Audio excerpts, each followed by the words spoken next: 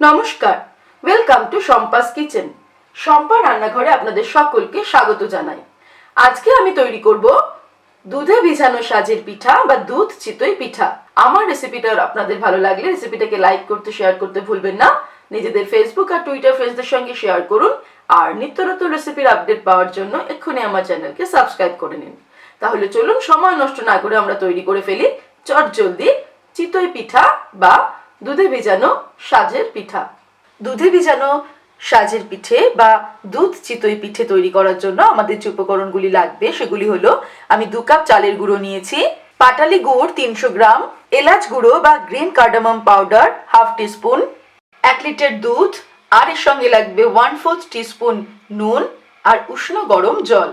প্রথমে একটা mixing bowl নিয়েছি, তার মধ্যে আমি 2 কাপ চালের গুঁড়ো দিয়েছি। এর মধ্যে আমি অ্যাড করছি 1/4 টিস্পুন নুন।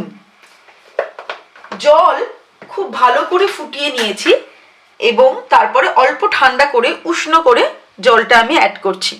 জলটা কিন্তু খুব ভালো করে প্রথমে ফুটিয়ে নিতে হবে, টকবক করে 3-4 মিনিট ফুটিয়ে নিয়ে তারপর সেটাকে একটু ঠান্ডা করে জলটা অ্যাড করলাম। এবার অল্প অল্প করে জলটা অ্যাড করব আর আমরা ব্যাটার তৈরি করব।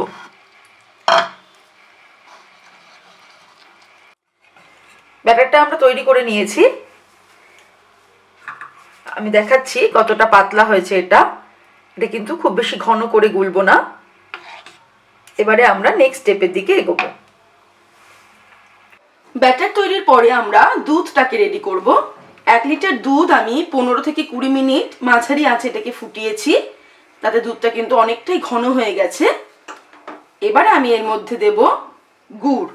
আমি 300 গ্রাম গুড় নিয়েছিলাম, কিন্তু আমি 200 গ্রাম গুড় প্রথমে দিচ্ছি, তারপর একটু টেস্ট করে নিয়ে বাকি গুড়টা যদি লাগে সেক্ষেত্রে অ্যাড করব। আপনারা কিন্তু মিষ্টিটা নিজেদের স্বাদ অনুসারে অ্যাড করবেন। গুড়গুলোকে একটুখানি ভেঙে ভেঙে নিয়েছি যাতে গুড়টা একদম ভালো মতো দুধের মধ্যে তাড়াতাড়ি মিশে যায়। গুড়টা সম্পূর্ণ দুধের মধ্যে মিশে গেছে। এবারে আমি এর মধ্যে দিয়ে দিচ্ছি 1/2 টিস্পুন এলাচের গুঁড়ো বা গ্রিন কার্ডামম পাউডার।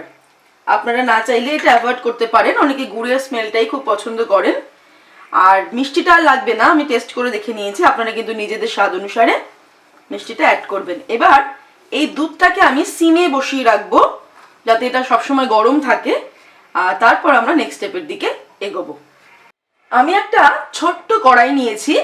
এর আগে আমি কিন্তু দেখিয়েছি যে সাজের মধ্যে চিতই পিঠা বা সাজের পিঠা কি করে তৈরি করতে হয়, তাই অনেকের কাছে যেহেতু সাজ থাকে না, তাই আমি আজকে কড়াইতে করে দেখাচ্ছি। একটা ছোট্ট কড়াই নিয়ে তার মধ্যে আমি একটু অয়েল ব্রাশ করে নিলাম। কড়াইটা খুব ভালো করে গরম করে নিয়েছি। এবার এর মধ্যে আমি 1 চামচ পরিমাণ এটা দিয়ে দিলাম, দিয়ে এটাকে ঢেকে দিলাম। ঢাকনাটা কিন্তু খুব ভালো হতে হবে। এবার এটাকে মাঝারি আঁচে আমি 4 থেকে 5 মিনিট রান্না করব।